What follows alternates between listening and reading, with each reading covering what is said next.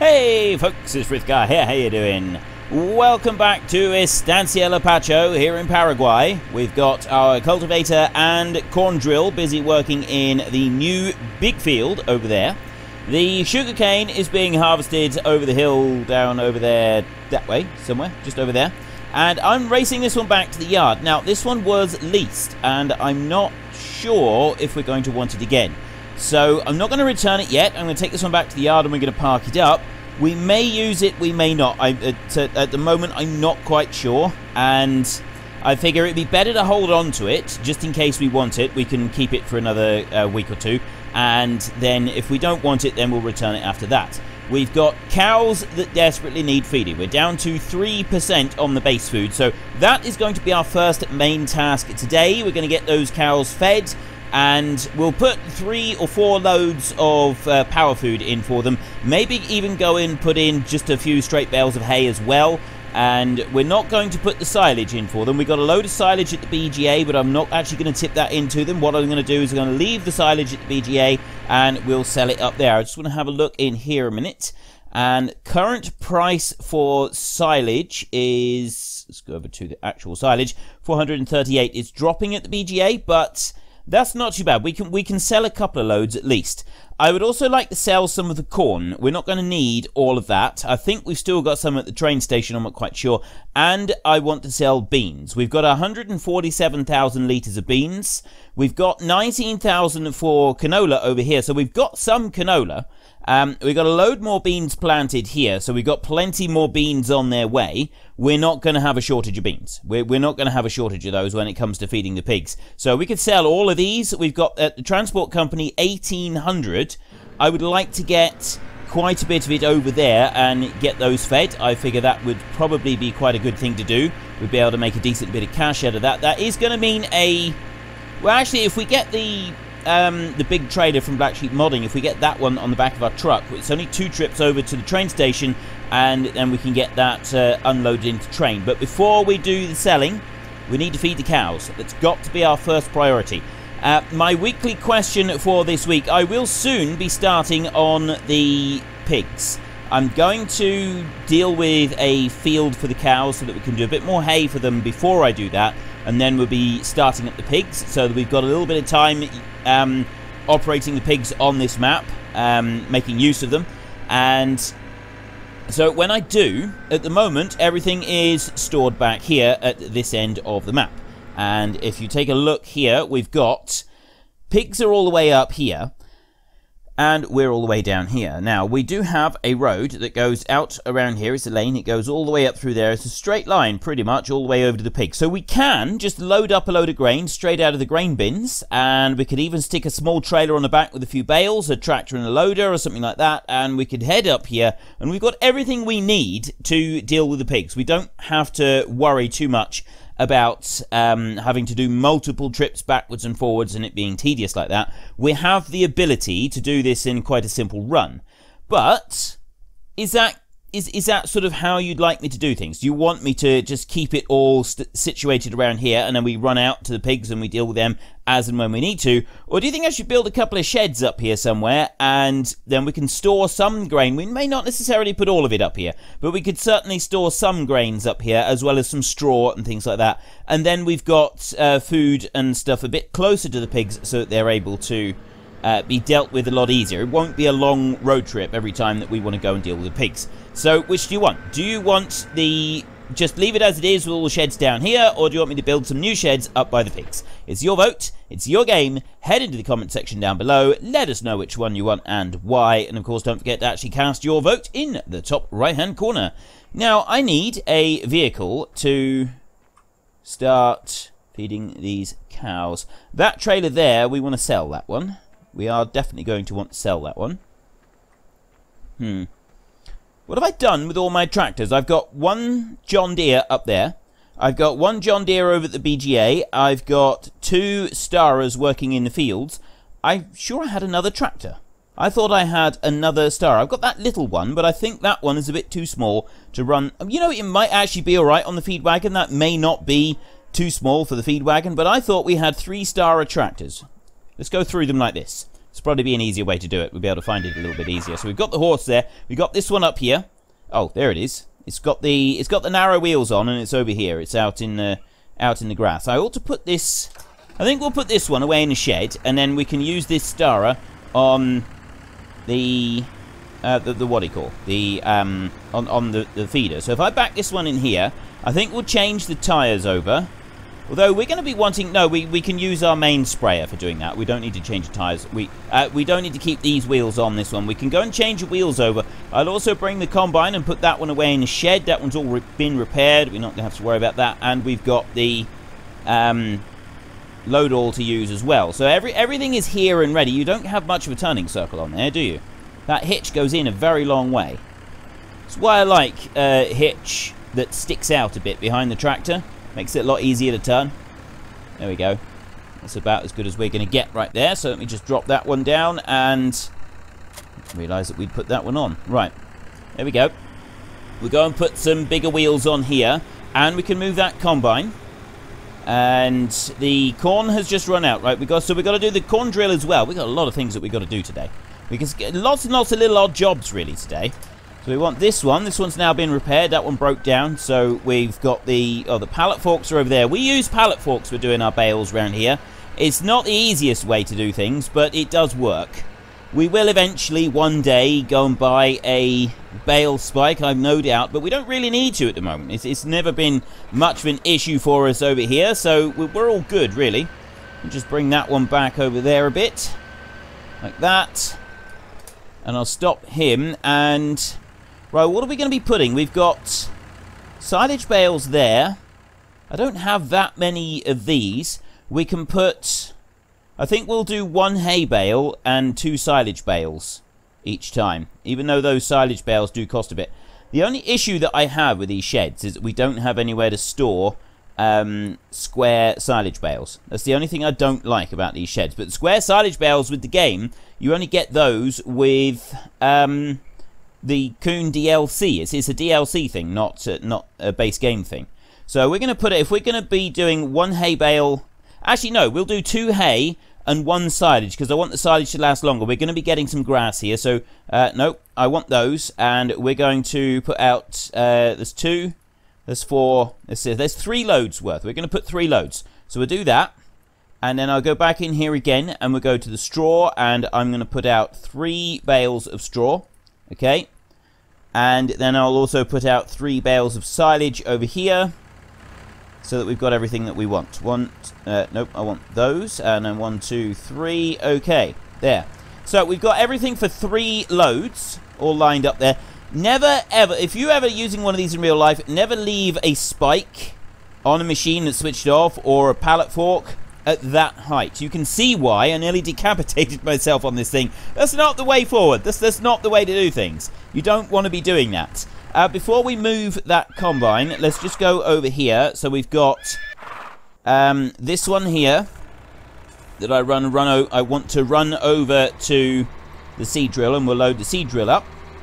And then as soon as we've done the seed drill, look, see, the seed drill is already catching up with the cultivator. The cultivator is a little bit slow, but it is a deep cultivator. It is sort of doing ploughing at the same time. So I guess it can be excused for that. So we'll fill that one up like that. There we go. I'll take this one off. We're not leaving this one parked on the field. That doesn't quite feel right. Although I've done that plenty of times with the tractor and trailer doing when I've been drilling stuff. It still doesn't quite feel like the right thing to do. So we come over to this one. Start you up again. Right, you're away. Then we're going to come over to this one. And we're going to just press X so it folds that one away. And then we'll come over to our great big trailer over here.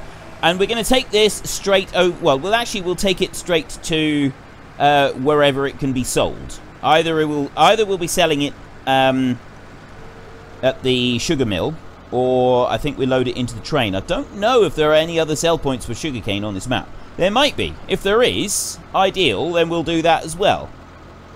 I'll tip that out. I can actually tip that a bit faster. It's not going to tip over the side. It's close enough to the tip trigger of the trailer that it's recognizing it. And then I'll bring that over like that. We'll tip some more into this. This might be... Nope, that's actually going in the trailer as well. It surprises me. I didn't think it would quite reach. But it is reaching. It's all good. Go on. Oh, that's it for that one as well.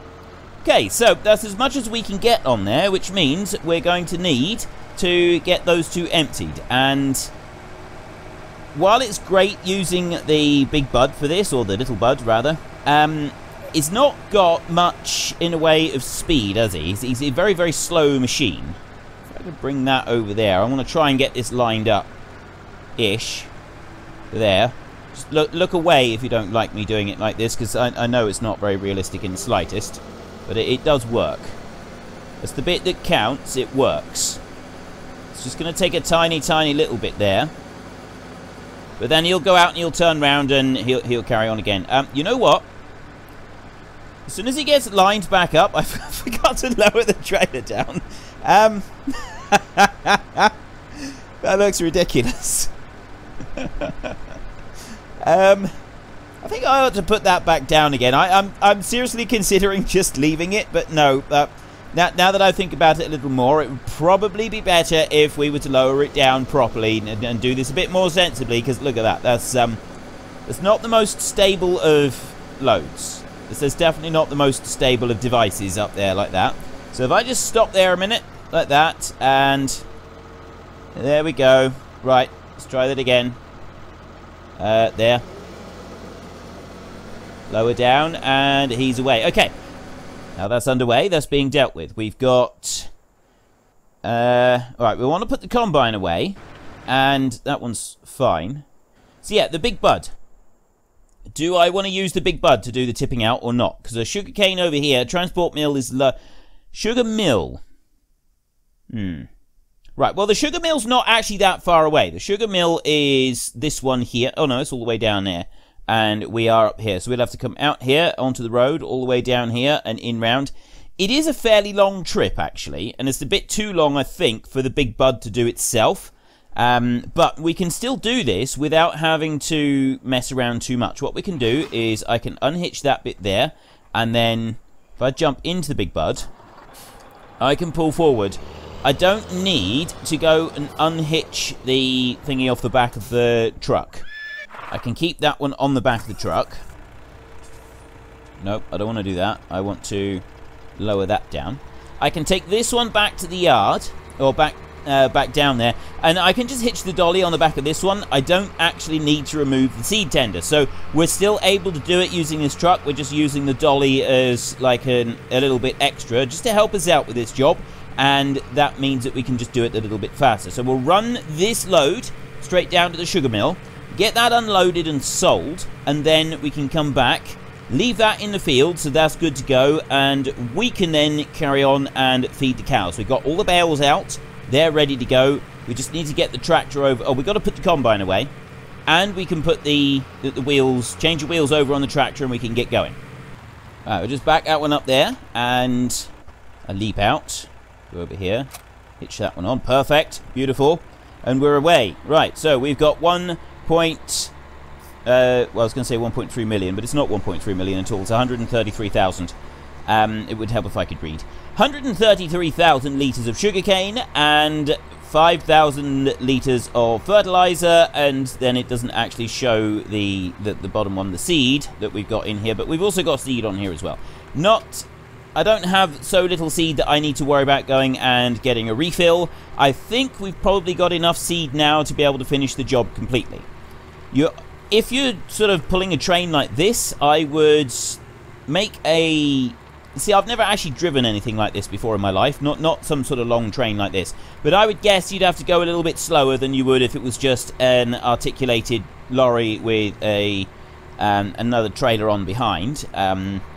Just because of the way that it would move, and you've got so many extra joints on it while you're travelling along, it would just sort of seem prudent to go a little bit slower than you would normally. However, it does look very cool. There is no denying, you know, it would help if I stayed on this side, because we do actually have traffic turned on this map. It's going to... An awful collision if I drift onto the wrong side of the road. That would be bad. But yeah, it does actually look pretty cool. I like that. I really do. That does look very cool. I'm going to go a little bit behind the vehicle now so that I can actually see what I'm doing, because I know that I'm just going to drive straight into some traffic at some point. There's the traffic. That would be the bit that I would drive into, and that would be messy. None of us here want to see that kind of mess happening. That would just be an absolute unmitigated disaster, and there would be nothing we could do about it. There would be nothing that we could do to soften the blow. Something I would particularly love to see in FS17 is when you have a trailer load of grain, or trailers like this, and they tip on their side, I want to see stuff spilling out. The trailer tips over, I want to see stuff spilling onto the ground. I suspect that it is highly unlikely. I honestly cannot see that actually happening, but it would be very, very cool if they could do that. I'd absolutely love to see that happening. It would be so awesome. Another thing that I'd like to see is my main issue I have with taking like a load of stuff to the mill. Look, we just got $15,965 there, okay? And then I pull forward, it's the same load, right? And already the price will have dropped. So we'll tip that one up over there as well. And we ain't going to get no 15,965 this time. Let's see what it does. 14,071. We lost $2,000 on that one between the two loads, just in the time it took to tip. That's not how it would happen in real life. I like that they did alter it so you don't have the exact same price for a whole hour and then it only changes on the hour. That was a good thing.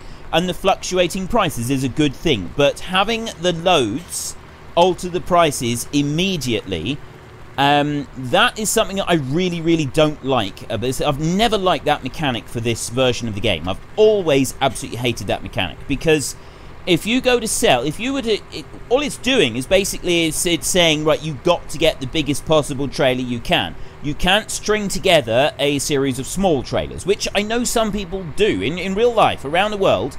It's not unusual to have like a load of people all turn up at once with 5 or 6 different trailers. So, you know, or just 5 or 6 trailers strung together in like a chain, and tip them all out at once. Right? It could happen. It does happen in places in real life, and having your price alter so quickly in between tipping out each one is basically forcing you to pull a much bigger trailer in the game. And it's not forcing you, but in order to get the most out of your grain sales and stuff, it's sort of saying you need to sell everything all in one go. So you've got to get the biggest trailer you can possibly find, and you'll be penalized if you don't.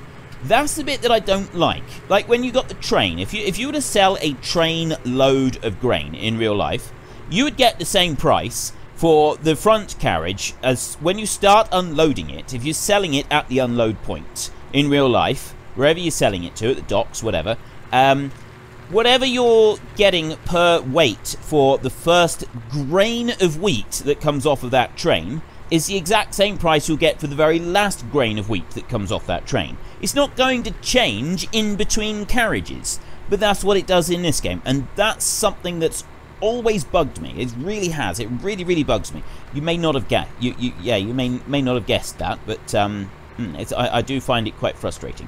So I would really love to see a slight tweak on the mechanic for the game. Say prices do alter when you go to tip things out, but there's like a 5-minute delay on it. So as soon as you go to sell something, as soon as you start selling something, the price won't actually alter to the new price until 5 minutes has passed. So you can go and unload a load, maybe even 2 loads, if you've got a short distance to travel before the price changes, but then the price will change. So you've got 5 minutes. So if you've got a road train, you've got time to unload it all before the price changes, and then the price won't actually change until the last load has finished tipping. So it's got a timer, and that timer counts down in between time when you're tipping, I think would be a good way to do it, so that you are able to like get a road train all unloaded, something like that. There would be an easy way for them to put it into the game. That's not like a massive code that they would have to add into the game to just tweak it slightly like that to make it a little bit better for planting stuff. There's absolutely no way that that would be too difficult for them to cope with. So we're going to leave that one there. He's done. The corn has run out already, but I'm just looking over here and I'm seeing how close they are to each other. We're going to leave it go for just a little while until the cultivator has pulled ahead slightly, because otherwise they're going to catch up with each other, and that's going to cause a problem. So we can leave that for just a minute. Yeah, stopped tank empty. So let's go over to this one, and we can change these wheels over. So we want to customize. We want to go from narrow to wide tires. Total price 200. Rear twins, no. We've had rear twins on this one. Or we've got, you know, we just want standard around here. This is free to customize because we're doing it ourselves. There we go. Right, standard tires. Get that one started up. And then this one can go and hitch on to the feeder in here. Get the feeder wagon. Come up through there like that. And we'll start loading these up. So yeah, we'll just do one silage bale and we'll get more hay, which means that we are going to want to get some grass sorted out reasonably quickly now, so that we're able to make a bit more hay for the cows, because as we're going to be doing mostly feeding them, or as we're mostly going to be feeding them the hay, we are going to have to find a way to do it, and I don't want to buy any more. I know that I bought most of those bales. There were a few bales of hay that we didn't buy, and there were a few bales of straw. All of the silage bales and most of the hay bales I bought, and I did actually buy some of the straw as well, I think, at the start. I don't really remember now, but I'm pretty sure I did. So if I bring that one over there and I back it up this way, we should have just enough room to be able to shunt stuff around. I'm going to start it up as well, so it's spinning in there. There we go. And then we can go over and get this one, and we'll get the bale of silage first, dump that in. Start you up. Right. Let's do this. Let's do this thing. Come over to here. Now, picking up a bale of silage with pallet forks is definitely not easy. You would sort of do it like this. And, I mean, once you got it on its... You would have it on its side. And you would cut the wrap off. That would be the first thing you would do. And then you would get the spike on the pallet fork. And you would ram it right into the dead center of the bale. And that way, you would be able to pick it up. You wouldn't have any problem picking it up if you could shove it right into the center of the bale. So we'll bring that over there. And I'm going to have to just lift it up a bit. Otherwise I'm not going to be able to put it in there. There we go. Nailed it.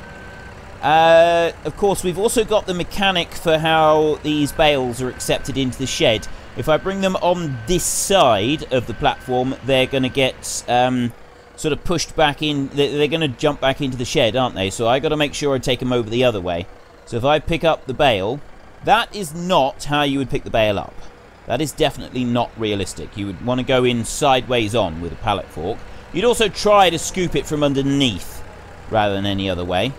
But you know, it's working. Let's not complain too much. It is at least working, sort of. So bring that one over there. And we want 2 bales of hay, so I can just shove those in there like that. And job done.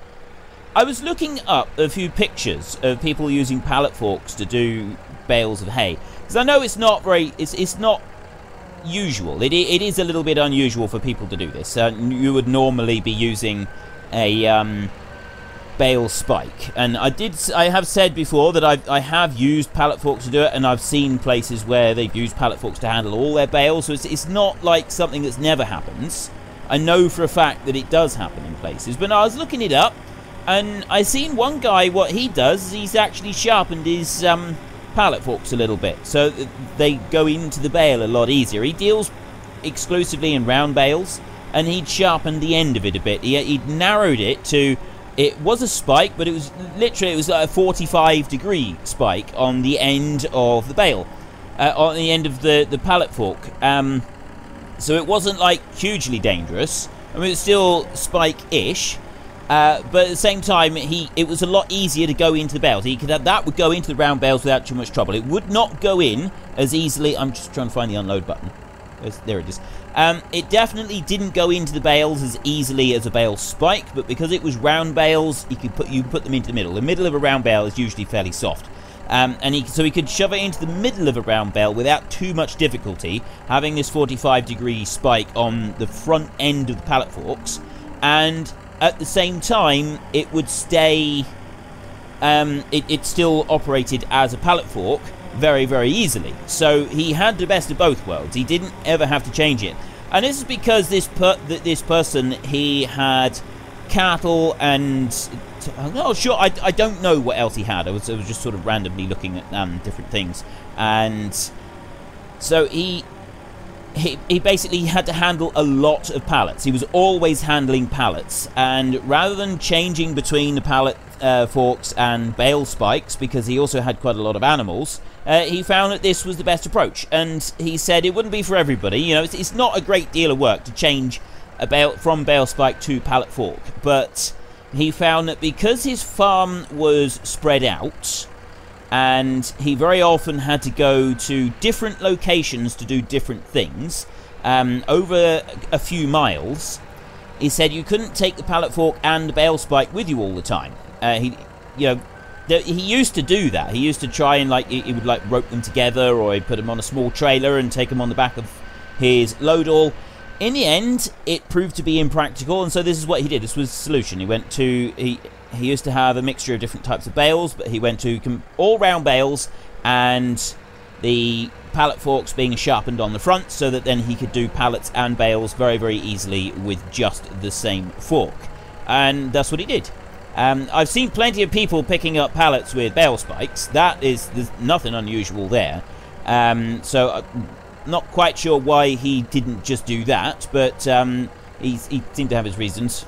But whatever his reasons were, the point is it worked, and it worked really, really well. So, you know, you just sort of adapt and move on. And that's something that I've always loved about farmers in general. There's so many farmers, you do find in so many other walks of life that people will say, oh, you can't do that. You've got to do it like this, or it's not possible. You can't. It's not going to work. And you do get a lot of people that will look at a situation and just say, oh, we can't do it like that. It's not going to work, and then that's the end of it. Whereas in farming, very often it's because your animals have got to be fed. If you don't feed your animals, then there's problems. If your animals don't get fed, if your animals have to go hungry, then that's your livelihood, that's your business is going down the pan, because hungry animals are not happy, they're not going to fatten up, they're not going to produce milk, they're not going to produce eggs, whatever it is. You've got to find a way, you've got to make it happen. It's not oh well, we'll try our best. It's it has to be done no matter what. And so farmers are in general, you go around the world, farmers are an incredibly inventive bunch. It is amazing some of the things that farmers will come up with just in order to get a task done, and think nothing of it. And when you sort of start to look at the different things that they've done and they've created, it's quite amazing. If you get a chance, if you get a few minutes of time, go to Google. Just go. Wow. I put out 3 loads. We're going to need a little bit more than 3 loads, I think. We're going to need a lot. This could take... We'll do 3 loads today. I'm also going to get some bales of it. I might actually get a trailer load of silage from the clamp and bring that back and dump it in. That might speed things up a little bit. Anyway, go and Google farming inventions. Just go and have a look. Do farming inventions, farming innovations, unusual farming devices, anything you like, anything along those lines. You'll be amazed at the things that you will see. It's absolutely fantastic, some of the different things that farmers will come up with in order to get a job done.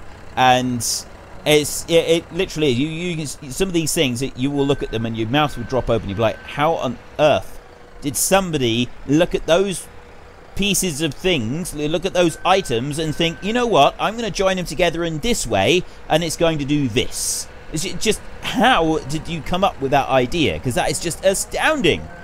And there's loads of examples. It's absolutely brilliant. So yeah, it's a bit of homework for you, ladies and gentlemen. It's a bit of homework. We're in school holidays at the moment. For those of you who are not aware of when school holidays and stuff, well, obviously you probably guessed because it's Easter at the moment. So, yes, we're going to have a homework assignment. Go and Google unusual farming inventions and just take a look at some of the stuff that you see there. And try wording it a little bit differently and see if you can see some really odd, bizarre things that you just wouldn't have imagined could ever even exist. It's quite an eye-opener, and you'll often find that different countries will come up with completely different ideas for doing the same thing. And it's like you'll see tasks quite often, you know, altered in different ways here in the UK in order to achieve a certain end objective. The same task with much the same kind of equipment being tackled over in, say, Russia or in, say, Australia ends up with completely different solutions that you just wouldn't see here in the UK. And it's just the way that different countries, different people growing up with different cultures tend to sort of look at a problem and approach it, and it can really have a vastly different sort of end solution. I mean, the same job is still being done. You're still achieving the same result, just going about things in a hugely different way. And it's absolutely amazing, the different stuff that comes up. So I go and have a look. Just, if you get a chance, if you get just 5 minutes, even a couple of minutes, go and Google this today. Go and have a look, and then get into the comments section and just give us some hints or some clues about what you've been and looked at, and if there was anything that you thought was really amazing. You can put some links in there. I will try to get through and approve links as quickly as I can, but it can be a slow process. So if you put a link, your comment may not be shown in the comment. You can just sort of talk about what you've done, or say what you went and Googled, and then everybody will be able to see it straight away. I do try to get there to approve links and stuff as quickly as I can, but like I said, I do have to check them first just to make sure it's nothing that can't be on the channel. But yeah, please, you'll be amazed at what you can find. I'm quite looking forward to what you guys can find as well. This could prove to be very, very interesting. Right, let's just stop that one a minute. We've got enough food there to keep them going for a bit. We've got 17% now on the base food. We definitely need to get some more base food in here. I think we'll just get a few... How much hay have we got? I'm not actually sure how much hay we've got at the moment. I need to go and empty out the sugarcane. I need to go and reload the seed drill. We can get that one going again now. And then we also want to be moving that one. And we're going to want to do a little bit of selling, which I'll probably need to... I'll need the truck with that. There's no question. Right, we've got 80 storage space. 21. We've only got 21 bales in here. 21 bales of hay. It would probably be better if we did bring a trailer load of silage from over there, because by the time we rip up this lot and then redo it, I was actually thinking of doing this with the roller. If we go over, we could just do it with meadow. We'll have a look at that. Maybe we could do that with the roller, and because we still got so much more ploughing that we need to do anyway, it's going to get tedious if we spend too long doing it. So I want to... What do I want to do? I'm going to just leave that one there a second. I'm going to go over here. Yeah, you're fine. We need to do that. Now, you've only got 46 litres of fuel, so I am very soon going to need to refuel. I'm also going to have to refuel the other tractors up the top. The 2-starers over there. Not the 2-starers. There's 1-star and there's 1 John Deere. They're both low on fuel as well. So everybody's low on fuel at the moment. It's a little bit of a problem. It's not the end of the world, but it is just a little bit of an issue that we're going to be facing soon. Let me just tip that one up. Come on, over you go. A bit slow tipping this out. Once you get it going, it's alright.